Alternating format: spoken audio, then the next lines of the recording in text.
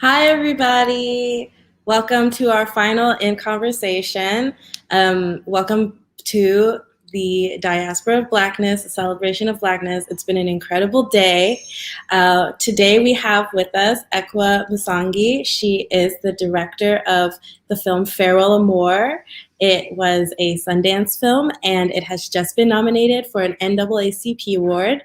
So let's bring out our star. Hi. Hi, Ekwa. How are you? Great. Happy to be here. Yay. I'm so happy to have you. Thank you. I'm just going to jump in. Okay. Why did you choose Farewell Amor to be your first feature, and what motivated you to tell this story? It wasn't the first project I'd worked on. I'd actually written and pitched for years projects about African people, which tends to be what I write about. I'm East African. I grew up in Kenya. My family's Tanzanian. And that's always been my passion, to tell stories about our people that are smart, that are not sort of like your typical victim story or whatever it is. And was really struggling, especially being based in the US, was really struggling to find support for films about Africans, period, but also about Africans that aren't the Nelson Mandela story, that aren't the child soldier, the Boko Haram story, that aren't about a white person coming in to save, said victim. That kind of thing doesn't usually get made, which is sad and also ironic, seeing that, especially in East Africa, we actually have a very long tradition of big Hollywood films shooting in East Africa since like the 30s, 1930s, 1940s, where there's like no African people at all. Like they're just absent from the story altogether. So Farewell Amor, I at some point decided, maybe it would make sense. Maybe I'll be able to get some traction if I focus on Africans in the diaspora, as a starting point to just sort of get my foot in the door. And that sort of was at least the business basis, or like, the producer hat basis of focusing on a diasporic story, but also, something that is drawn from personal stories, family stories, inspired by the relationship of an aunt and uncle of mine who were married in the mid 90s in Tanzania. My uncle got a student visa to come to the US and came with every intention of bringing my aunt and cousin, who was 5 months old at the time, right behind him. And, that was 96, maybe 97, till this day, 2021. They're still applying for visas. They're still getting rejections. They're still hopeful that one day. And so it was just sort of the what if story. What would happen if Auntie suddenly got her visa? And they're like, all right, great, go to the US, be with your husband. Where does one begin at that point after so many years of separation? So that's where that came from. Okay, that's amazing. I love how you were able to tell everyone's perspective, because it does affect every character differently, and every person is affected by that move. Exactly. And that's something that I didn't want to skip over. I didn't want to sacrifice any one person's point of view for the others, or any one person's experience, I should say, for somebody else's, because I just found them to all be very unique in a situation that can easily be sort of, painted with a broad brush of like, and they lived happily ever after, and all their pains were over, and yay, the war has ended. Celebration now, all of their problems are solved. And it's not even just about like, I don't know, whatever, like sort of the technical issues of counting in, miles instead of kilometers, or, things of that nature. I mean, that's part of it. But just like like the heart stuff, the in between you and I stuff. Yes, I am so happy to see you. And also there's so much to sort of wade through. Yes, absolutely. So I know you said that this is based off of your family, Mhm. but is there any other research that you did to prepare for this project? I did. I did a lot of research because while it's inspired by my family, I wasn't going to write about my family. Yeah. uh, I wasn't necessarily going to write. Well, A, because my family haven't reunited yet. So there's all of that has to be made up, right? Hmm. Um, and I wanted to, at the time that I had been sort of mulling the story, it's been on my mind for a while, but at the time that I was sort of actively mulling this story, I was very involved in a dance community here in New York that dances to Kizomba and Kuduros, which are both very beautiful Angolan dances, and was learning a lot about the culture and the background and sort of how this dance style came about at a time during one of the high points in Angola's very long civil war period, where people were not allowed to connect, and they would have these underground parties called kizombas, where they would dance, but also the very important function of music, and in terms of passing on legacy to young ones, in terms of like remembering homeland and just all of the things that we hold dear to me. And I certainly remember that. As I mean, I've grown up as an immigrant all my life. I was born in the US. We moved to Kenya when I was 5, and my parents are not from either one of those places, and so we were always foreigners in the way that one of the ways that my parents would always sort of talk about what they remembered and what was, oh, remember the time. And then this is when we went to school. And this was the wedding of such and so. And, all the precious memories came through dance, through culture, through food, through storytelling.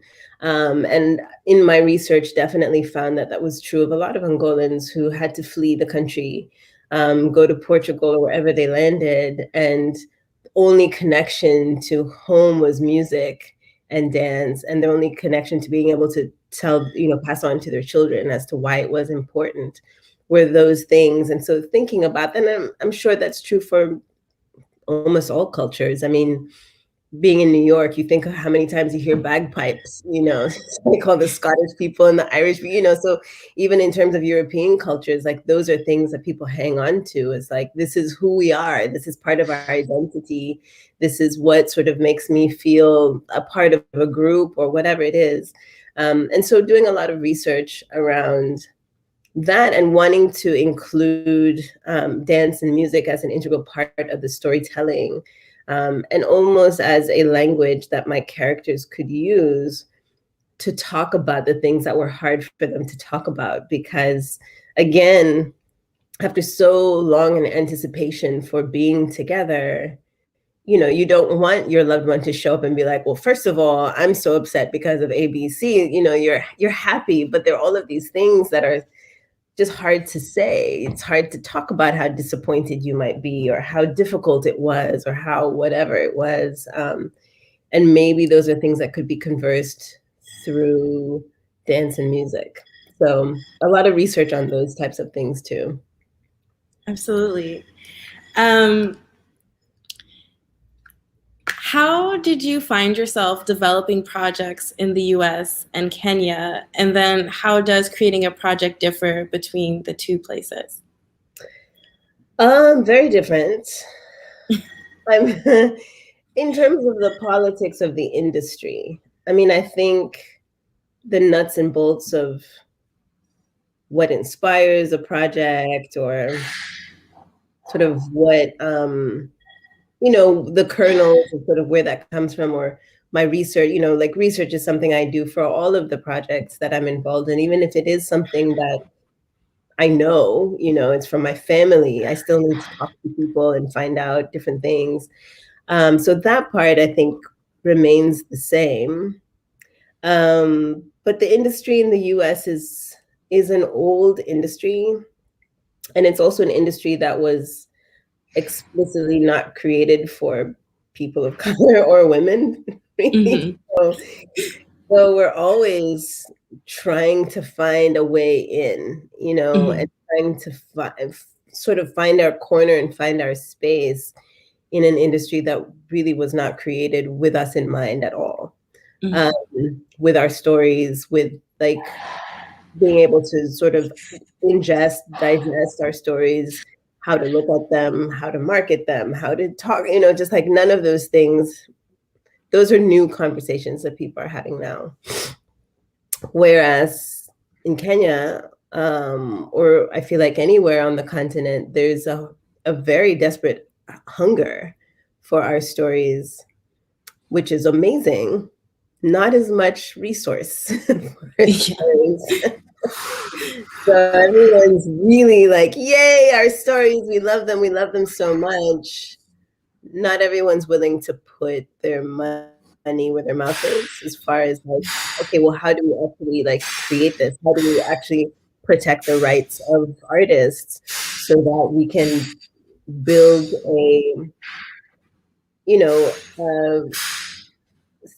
environment where we can thrive, where we can actually get paid for our work, so that we could go do more, so we can pay the people that we work for, so that we can, and I think also it's very different from what I've learned, because I did study African cinema. I didn't learn that there were African filmmakers working on the continent until my last year of film school. So when I went becoming a filmmaker, I literally thought I was the one person who'd ever thought of that, because I'd never seen any examples anywhere in my midst. And it wasn't until film school that in Africana studies, not even in film school, we never talked about it in film school, but in Africana studies, there happened to be a professor who was talking about African cinema, who gave a class on African cinema. And so then I learned that there were all of these people who'd been working for decades on the continent. But the very big difference between Anglophone filmmakers and Francophone filmmakers is the Francophones had a lot of support, a lot of financial support for their films, and therefore sort of like a cinema-going culture in a lot of the Francophone countries, in a way that Anglophone countries had more television. And so there's a little bit of an attitude that like these things need to be free. I just turn on my TV and then I see your show and then we're all happy, as opposed to patronage, which is something that's kind of new. And people just sort of feeling like, isn't it your job to go somewhere and get these funds to go make this project? Why are you slacking on your work, filmmaker? And if I lived in the kind of a country, there's a lot of European countries that do have funding for artists, for filmmakers. Kenya is not one of them. The most, I think South Africa might be one place, and maybe some of the North African countries, Morocco or Tunisia or something, that have like actual government funding for filmmakers. Nobody does.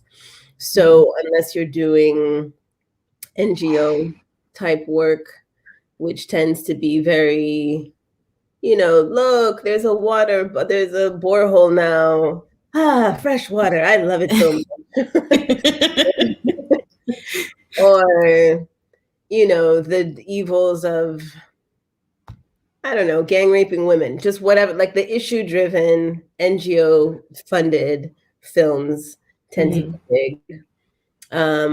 Or, sort of like the Nollywood model, which is based on, the goal is not because we want to be in a cinema with surround sound and have this like cinematic experience and that's not the point. The point is like, these are disposable films, get them onto a disc, sell them, so chap filmmaking,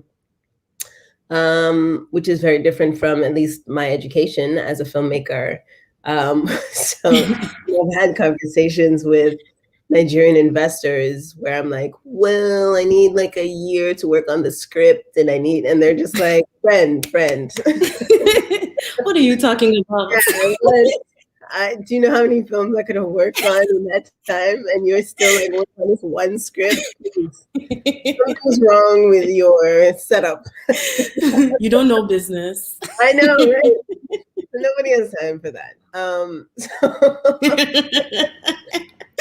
And so, or I've had some conversations with potential investors in Kenya, which is, people are like, all right, so how much of every single ticket am I going to get? Just basically not really understanding how the business works. Because we're coming out of a system that is sort of government patronage. It's designed for government patronage, even though we don't have government patronage. Or it's television, which means sort of you have actors that are just on a salary at the TV station, and therefore you're not necessarily, they get paid when the security guard and the water bill gets paid for, said TV company. There's not like a different budget for the production, and not really. I mean, maybe people are developing it now, but at the time that I was working in Kenya, like, nah, that's not how we do it. There's a few differences. We don't have unions in the same way. We don't have representation, the whole sort of agents and how they do what the work that they do to protect their clients, to make sure we get paid, to make sure we have contracts, and even if we did, we would also need like the courts to take that seriously, so that if someone were to violate said contract, something would happen, and that isn't really the case. It's kind of up to you. So it's rough. It's rough for filmmaking at home. There's a certain freedom to it because you can kind of do whatever.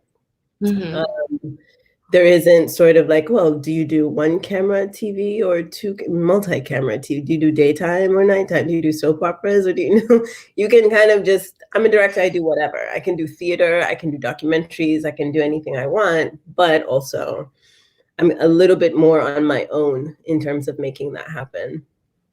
Absolutely. Because there is almost like a lack of understanding of what art is.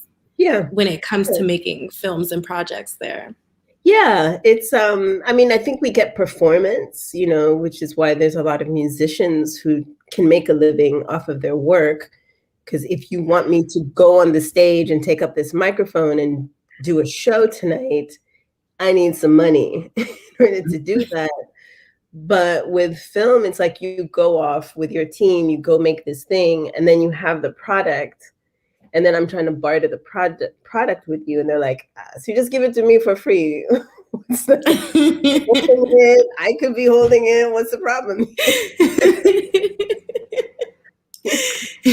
And it's like, because you can't see sort of what's going in. You're not seeing my whole crew showing up on the stage in the same way, or whatever it is. There's definitely not understanding what it takes to do that. And then being a female too. Absolutely. I mean, East Africa and Kenya in particular have quite a few females actually who produce, who write, who direct. I would say way more. I would say almost 90% of the industry is actually dominated by female filmmakers. The men tend to do commercials. Basically, the men show up when there's money. All these things, we have to like work for 10 years. And, no. A lot of men are doing that kind of stuff. For whatever reasons. And and that has its own politics to it. Feelings about my daughter or my wife or who are you going to talk to in which office to raise money about what? Have doubts and questions, and I've certainly had that. You're on sets that are, of course, predominantly male sets. That's not for everybody. Some people are not very comfortable with that. So there's a whole other sort of maneuvering that you have to do as a female creative to sort of, I mean, we're not even talking about Me Too stuff. That's like a whole other realm, but just being able to navigate and have people take you seriously as a creative who's worth respect and who needs money, and no, my husband's not going to pay for this. I don't have a husband, but even if I did, like, this is my job. It's not like, no. Are you investing or what? So yeah, it's It's an adventure. Well, it has served you well, if nothing else. um, and then, kind of going off of that, you being a female director, one here in Kenya, you've talked about that, but also in the U.S. is a white male-dominated field, and how has that been for you? Because that's also probably very similar, but also extremely different. Yeah, I mean, because there are rules and laws and also Me Too movements, people aren't as blatant, I think, about whatever. But you know what it means is that just for the longest time, okay, let me put it this way. I've also come at a time, I've been working and, you know, making my films and doing my artwork for many years. I would say almost 20 years, working in the US. So there's nothing overnight about my career and where I am now. It's taken a very long time to get here. Mm-hmm.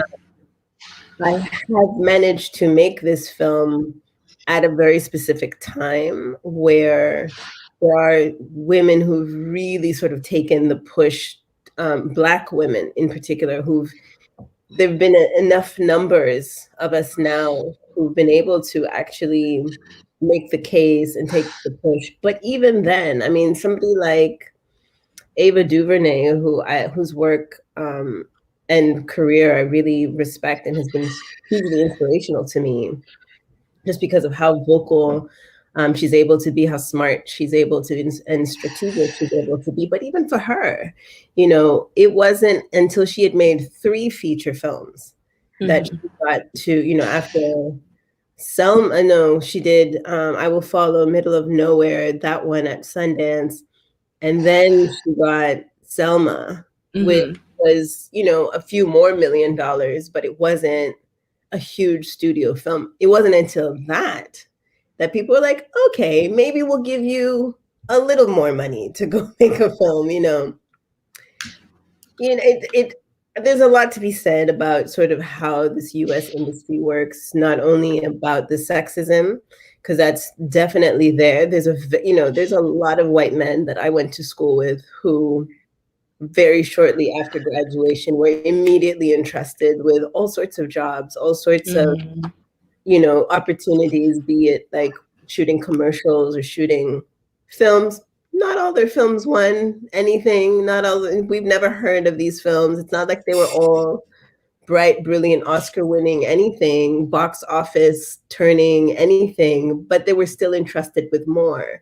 Whereas for us, for people of color in general, there tends to be this like, well, if it doesn't become like the biggest hit there ever was, you probably won't make another film, you know, or it takes a really long time for anyone to entrust you with that again, because somehow the idea is that you being Black or you being female means you're you're not able to make money off of my product, even though there's also a very big difference with how much marketing I will get versus how much marketing this white guy is going to get, or this white woman even. Like I've seen that too, where, you know, now there's a lot of diversity programs, but a lot of that means white women. Yeah. You know, will show up as applicants, as the people in the room, but at the end of the day, and I've had this happen many times, at the end of the day, it's a bunch of white women with all the same kind of stories. Because the people who are selecting them, that's what they feel comfortable. It's like, oh, that story reminds me of my grandmother. Okay. And I thought we were here because we wanted to like hear more stories outside of those, you know, not to say that you shouldn't pick. I mean, can we do one and one? Like, what's up? So there's still plenty of work to do. Because at the end of the day, the people who make decisions are still not as diverse. So there's a lot more shame and embarrassment about like not having any kind of diversity, like anywhere. No room, you know. It's like y'all don't have anybody. And so people are like, quick, like anybody. Yeah. Quick, come over here, let's take a picture. You know. And that's a real thing. I was talking to my producer when we were getting ready, when we were pitching Farewell. We got into quite a few development programs, wonderful, wonderful development programs that were all hugely supportive and helped us make our work. But there weren't a whole bunch of us. We were kind of the only people of color, or one of, very few. Mm-hmm.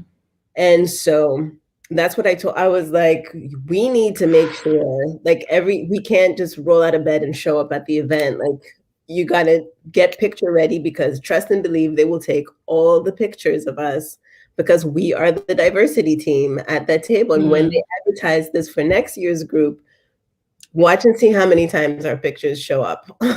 And lo and behold, and I've had this happen many times, where every move you make, there's this whole paparazzi team behind you, because you are the diversity and you represent that. And I think that's important, not only for them and like their statistics or whatever, but also for other people like me who are looking to see, is that a space for me? Is that a place that I can go? Is that a place where I can get support?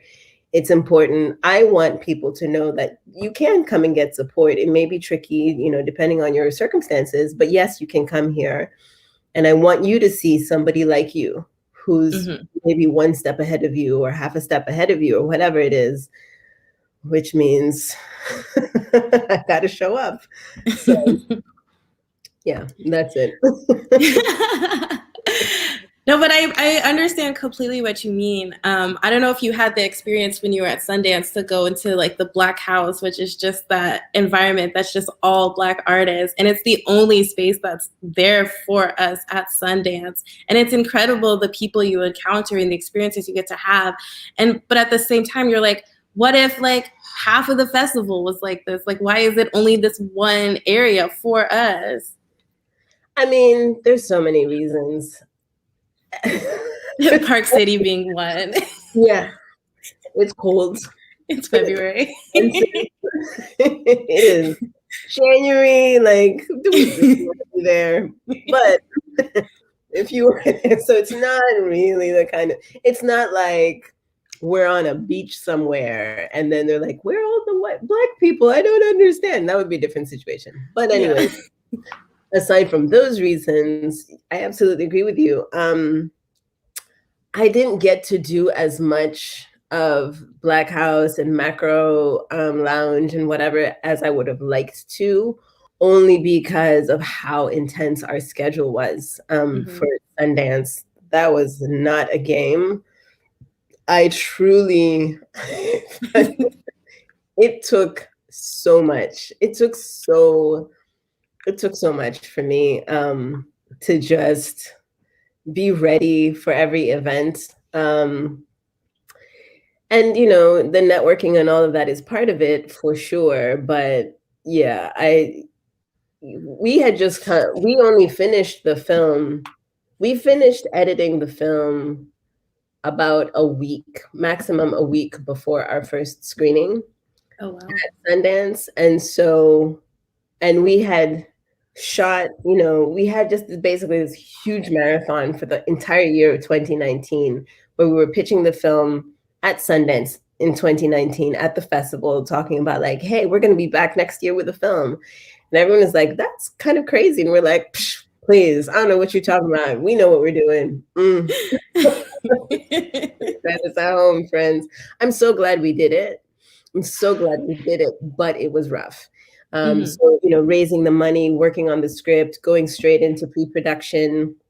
We didn't have a lot of time for that. We had these really tight schedules because some of my actors were on TV schedules where they had to go back and work on their show. So trying to get it in before then. We had 5 weeks of shooting, just kind of back to back shooting. And we were editing at the same time that we were shooting. And then went straight into like a full-blown edit once we finished. Brought on a second. We had 2 editors so we could work faster. Then we found out that we were going to be at Sundance, so we're like, like work really faster.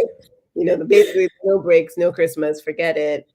So doing all like the sound design and the color correction and all of those things, and then ran straight into the theater so that we could show the film. So literally by the time I got to Sundance, I was like, yo, I am just trying to not lose my voice and be coherent. So I didn't do as much of the networking and socializing. I did go to the Africa party. That was amazing. I did a few events, which was great. I would have loved to do it more. And, I think that's true for pretty much any filmmaker that's there. You're doing between the press and sort of promoting the film and everything else. It's a lot. It's work. Yeah. It's a jam-packed 2 weeks there.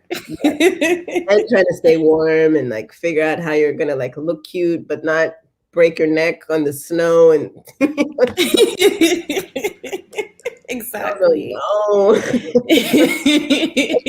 thing about being a Black woman too that's specific, because a lot of my investor producers were white men and they'd never had Black at Sundance. So we were asking them like, all right, so my whole cast, like all of us are Black, most of us are female, like what have you guys done about like a makeup artist? And they're just like, what's that? Like, what do you mean? They just do the makeup now, like all looking ashy and that Sundance with all these pictures. Are you crazy? No. Find a makeup artist who could do, like make us look not crazy. And we did. We found an African sister actually who happened to be living out there, bless her, and just like all of these things that were specific to us being Black in this really cold, snowy place that is not the norm. Because a lot of like the white male actors who show up are just like, oh, I'll shave before I go to Sundance and it will be fine. I'll do this with my hair and like, exactly. Take my picture. I'm like, yeah, we don't do that. We actually don't do that. We take time. This takes effort. This takes a lot of effort, actually. I mean, I stuff like this, but also, and then some. But we don't need to talk about it. But it does need to get done. My shea butter regimen that like takes time to sort of massage that in. That's not just magic, friends. Exactly. Oh my gosh. Well, I'm excited for you to get back there again because thank you. You have so much more still to do. Thank you. So I want to know, how did you decide that being a director was the right path for you, or just even being a filmmaker was the right path for you? It came wanting to be a filmmaker came out of frustration for me. As I mentioned, I grew up in Kenya. And at the time in the 80s and 90s, we didn't have any local programming. All of our programming was British Top of the Pops, which I've just been listening to a whole bunch of interviews about Steve McQueen's Small Axe. And that show just hit me in so many ways, because growing up in an ex-British colony with a lot of British content, it just never occurred to me that there were Black people out there. Like, we never saw them. We only saw the white people. We only saw the white experiences. Our movie cinemas were all American owned. So we had American movies, and not even like the cool ones. We saw Rambo for a long, long time. And then like knockoffs of Rambo. I mean, they're films that I don't think any American will ever see. Yeah. No idea what I'm talking about. I mean, I think people have seen Rambo, but depending on your age group. But there are movies that we see on the continent that people are like, wait, what? Who made this? Like, I would love to know who made it. I do think that there are people who make films for non-English speaking countries that are just the corniest things. Like, anyways, so I grew up with a lot of those corny ass movies, and it was just, I was livid because that wasn't my lived experience. I grew up around really like lively, fun, entertaining, funny people who had all sorts of stories all the time. And none of that was ever reflected anywhere. And so So I decided to be a filmmaker sort of out of rebellion because of how much I hated the content that I grew up with and that was available to us. And I was just like, this is ridiculous. So I mean, so I went to film school. I mean, I got into film school without any of the, because the people I went to film school with were all people who came with like the love of cinema and Mm. the way that the shot and I didn't know any of that stuff, and it meant nothing to me. And most of it still doesn't. Like there are not Mm. a lot of films that I recite. There weren't films that I loved growing up. There weren't. There were films that I hated growing up. Um, and so that got me into film school. But really, what kept me as a filmmaker, because by the end of film school, I went to a very wonderful, prestigious film school that, and this is pre-digital cinema, digital anything.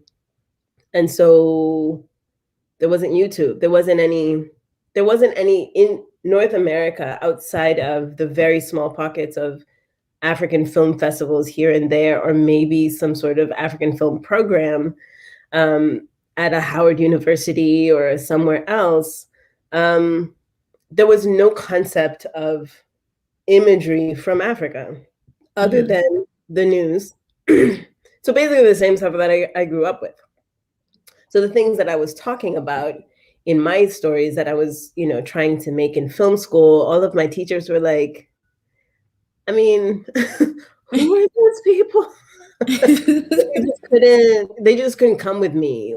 They were just like, are you sure? And just having a really hard time. And so it just felt like I wasn't gonna be able to make it, like there wasn't, I didn't have any support, basically, what it was for any of my work, because nobody understood what I was trying to do and the people that I was trying to talk about, until I took this African cinema class. And then I was like, I get it. I've just been talking to the wrong crowd. I've been here trying to explain myself to you. Meanwhile, there's a whole group of other people over here who absolutely, like, they get it. And I can just tell the story without having to be like, oh no, fufu is and so that was a huge, huge change for me. A huge inspiration. And then at that point, also meeting other Africans from the continent, from South Africa specifically at that time, who were studying cinema, who wanted to be filmmakers too, like, who had the same ideas and goals as I did. And being like, all right, we could do, like, there's a movement here, we could actually do this. And then later on comes, Nollywood and all of those kinds of things. So basically being able to see ourselves and understand that there's more out there. But those are sort of like the key things. I mean, Spike Lee was the first Black filmmaker that I'd ever heard of. And so I was like, okay, I studied up on him. He used to write accompanying books with all of his first 5 films. He wrote like it was like his journal that he published alongside the movie. Oh, wow. So I was able to study up on him, and he went to NYU. So I was like, okay, great, I'll go to NYU.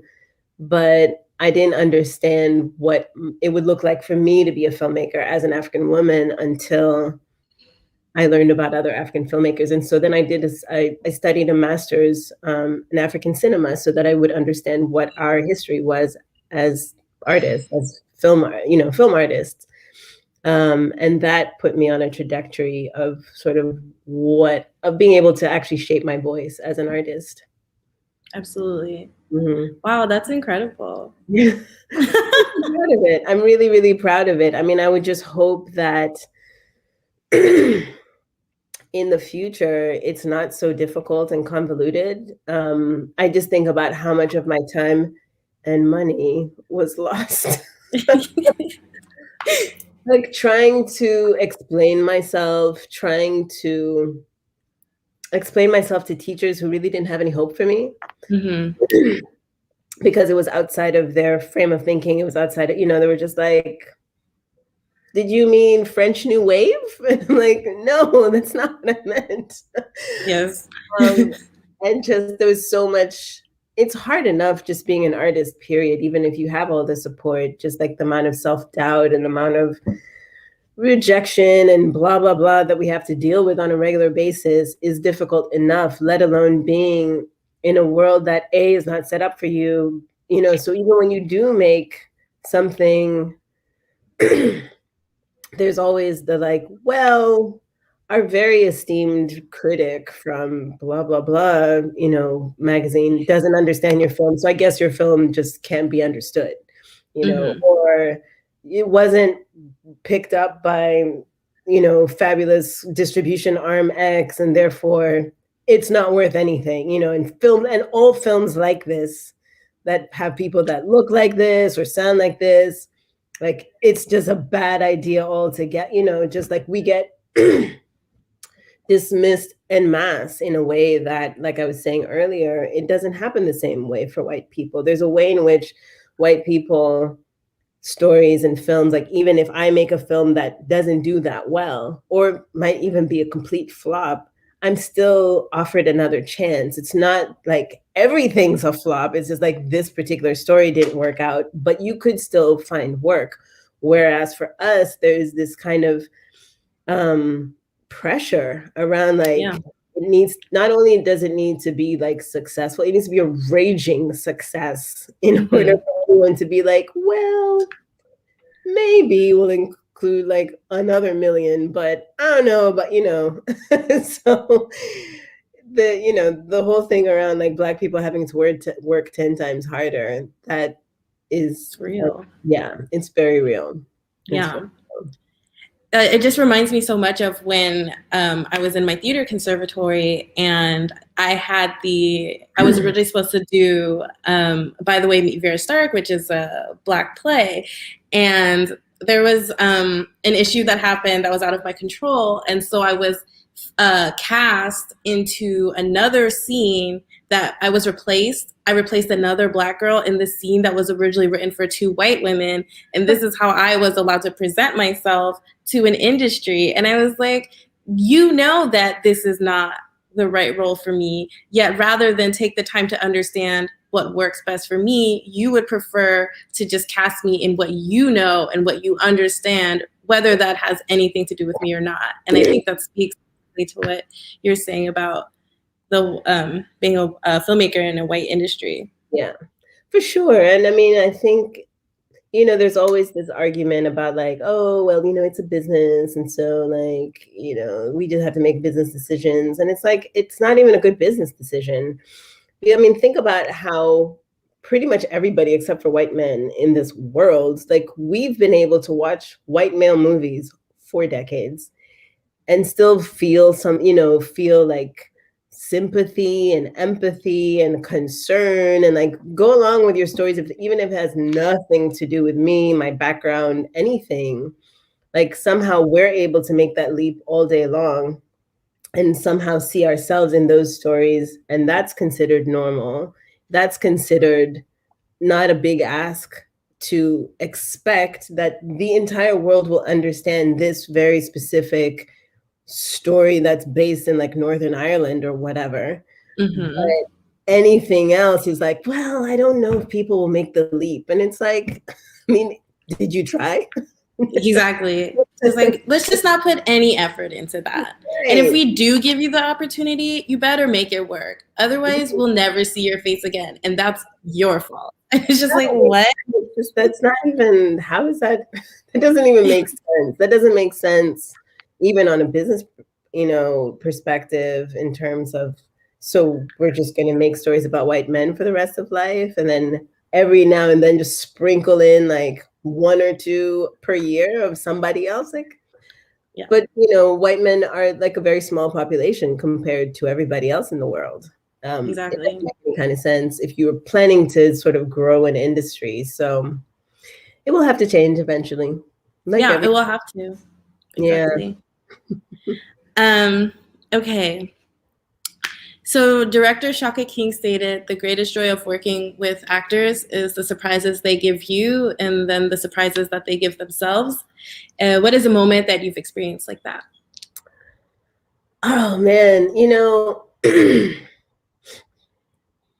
I think because how hard indie filmmaking is, from the fact that like there's many times where I've worked on a set with my monitor literally the size of my phone, so I can only see, and we have very little time, and we can't afford to do a reshoot, so everything has, so I'm really just sort of, I'm also like the catering person and the producer and the makeup lady and whatever, so I'm like torn in all sorts of different ways. So there's a lot of moments where I've sort of set the actors up, I've explained the situation, and I wasn't able to be fully present as a director on the set. It wasn't quite the case with Farewell, but with a lot of other films that I've made, where I was just like, yeah, it looks good. The framing or whatever looks great, and then it's not until I get to the edit room where I'm like, oh man, he was crying in that scene. Like, that's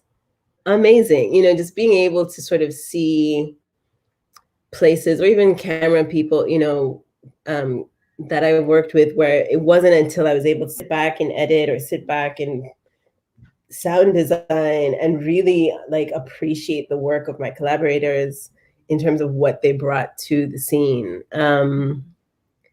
That, I mean, in Farewell, for sure, all my three leads, and even the supporting, like, there was, because again, there was just so much happening at the same time, it's really hard to keep track of it. So I feel like the surprise didn't come in the moment. It wasn't until, for me at least, when my brain was a little bit more settled, it wasn't until later where I was like able to see sort of like the really like detailed nuance that my actors were able to put into the scene, and just like the love. And I think in Farewell, there was a moment where I'd written into the script, there's a moment where the father and the daughter they're driving along, and the dad is playing some, sort of like old school tunes on the radio. And his daughter starts humming along to this, or singing along to the song. And he kind of looks over and is like, where did you learn this song from? And she gives this whole narrative about how she grew up with this song because of the immigrant community that they were living with in Tanzania, and the kinds of emotions that people had listening, the reactions that people had to this song. So her understanding of this song was, from a different perspective from her father's, but she knew the song. Anyway, so I'd written this song into the script, and I had chosen the song very specifically in the process of my research. But that had been a while back, since I wrote it, and I kind of just gave my actress the script, and she went and found the lyrics. This is a song that's it's not in Portuguese, actually, it's in Kimbundu, which is a, African language from Angola, and found the lyrics to this song, which of course makes sense because she's supposed to be singing the song, right? So yeah, I didn't write the lyrics, but she found the lyrics and found the meaning, and it actually ended up being this really beautiful song, which I might have known from my research, but then like forgotten, under the layers of everything else that I was doing. But the song is sung, it's a father singing to his child, and his child who he left behind. And it was just like basically the perfect song for this scene between the two of them. And she was so, so she came to me and she was like, thank you so much for this. This is such a gift, and you're just so smart to put this in. Like, yeah. Absolutely. Girl, I got you. I'm a professional. But she was able to take it to another level, which I just really, really loved. And, there's a lot of us Africans who have a lot of feelings about African Americans playing African roles, because, there's many who tend to not be able to do the accents very well. And she really, really took it upon herself, and she worked not only at her accent, but at the dancing, and she killed it, And most people who've seen the film do not know that she's not from the continent, but she's from Washington, D.C. And she's like, yeah, she she fit. She did a Yeah, great. her performance is incredible. Yeah. I also, just kind of going back to those little nuances, I feel like there's so much conversation in the dancing, kind of how you mentioned earlier, and you really see it Mm-hmm. how when different characters are dancing and how, especially Jamie Loss's character, she comes so alive when she's dancing. And then I feel like I don't want to spoil anything because I'm just like, well, then there's this part and then there's this part. But yeah, the dancing in the movie, it is its own language, as you mentioned earlier. It really is. It was so important to me, and I'm so grateful that the actors took it on in the way that I needed them to, because I was a little bit manic about it. It meant so much to me. And bless them, Nana Mensah, who plays Linda. I mean, that scene in the club, we shot that for I don't even know how many hours in her high heels. There was like another party downstairs that was blaring their music throughout the whole thing. I had 50, 60 extras, all of them in high heels too. And there wasn't like place for them to sit down and rest. So they're all like, it was cute for the first 15, 20 minutes. And then when we just kept doing the same thing over and over again, they were just like, are we still doing this? So I just bless them all for like how well they were able to just hang in with all of those things, but bring so much to their characters as well. Absolutely. Okay, I'm like, oh, where should I go? Okay, so Stella Mackey said the best piece of advice she ever received was people will hire you because they love your unique voice, and then they will systematically try to take it out of everything you do. Your ability to succeed will depend on how much of you can keep on every page. Mm-hmm. Can you talk about finding and preserving your voice in the projects that you develop? Well, up until this point, Farewell and More, it's been very easy because I was just doing Kickstarter campaigns and sort of, raising the money on my own, slash, meaning like going out to people who were not expecting millions back in profits from my film. So it's a little easy to just be like, here, this is the project. I'm going to do it. Are you down or what? And they're like, yay, we're down. But this was it was a new experience for me in terms of like having equity investors who are not, I mean, of course they choose the project because they trust me and they trust my voice and they love the script, and, our business plan sounds like we know what we're talking about, and, they've checked it off and that kind of thing. And they like each other as investors, and, just all the checks and balances people go through. But what I didn't quite understand that what it meant was that they also give me their feedback of what they think. And that was tricky at first, where I was just like, oh, I hadn't asked your opinion, but thanks. And a lot of it was, all of it was meant to elevate. There was some of it that came that was just a difference, a cultural difference, where, for example, with the team that we were editing with, there were a lot of questions around Sylvia's character, for example. And, there's this one scene where Sylvia kind of has a makeshift room, and she, Walter tries to come into a room. She can't hear because she's got her music playing. And so he kind of gingerly comes into the room. And, as we were trying to edit it, they were like, oh, we should just make it faster. Why don't you just come into the room? Just come into the room and just start talking. And I was like, this is an African father-daughter relationship, A. B, also a relationship, like they don't know each other. Mm-hmm. There isn't like African fathers don't just barge into their daughter's room and just start like, here, let me sit on your bed and tell you, like, nah, you can't do that, or when she gets upset, when I was writing the script and I went through a few mentorship programs, and there was a lot of my mentors who were like, I don't understand why she is not saying anything. Like, why can't she just, like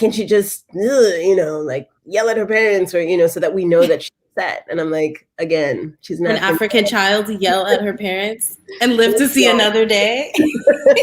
It's not options that are available to her. Yes. And it's not because of like, oh, the poor African woman who's been downtrodden. Like, it's nothing like that. It's just like a No. respect thing. Like, there are lines we will not cross because we love our life, and that is not how. No, she might not do the thing, but that doesn't. But she wouldn't mouth off. She wouldn't slam the door, walk out. So there are very specific things like that that kind of came up. And just questions. There were a lot of questions that I had to defend to that team, and then also sort of things around like, well, if I don't get it, will anybody else get it? We're so scared because Sundance is a pretty white festival, and so if I'm struggling, that probably means everybody else at Sundance is going to be struggling. And it's like, then y'all might have to struggle, which wasn't. Which, I mean, we didn't put subtitles in the film. Mm-hmm. We have moments where they speak in Portuguese, but we made it very deliberately where whatever is said in Portuguese, the response is always said in a way that you can understand what they meant. Even if you didn't hear the exact words that said, I want a cup of tea, when she brings him a cup of tea, then you figure out that he asked her for a cup of tea. You know what I'm saying? So it was a fight. I didn't have to fight on my own. It wasn't a fight. I wouldn't say like we were constantly in conflict. There were questions that came up. My producing partner was really important, and being able to protect that space for me.